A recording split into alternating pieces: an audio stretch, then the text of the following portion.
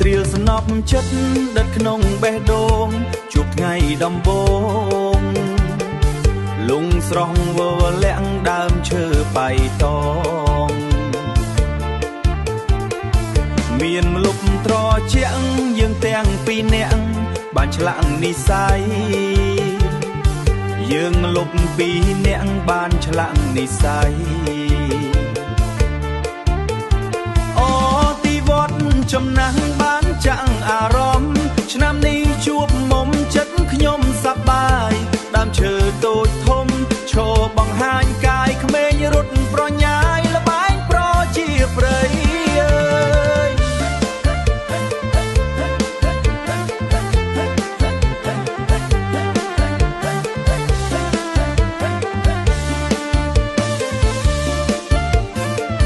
ឆ្នាំថ្មីស្រីជូនបងដើរកំសាន្តបងដើរកំសា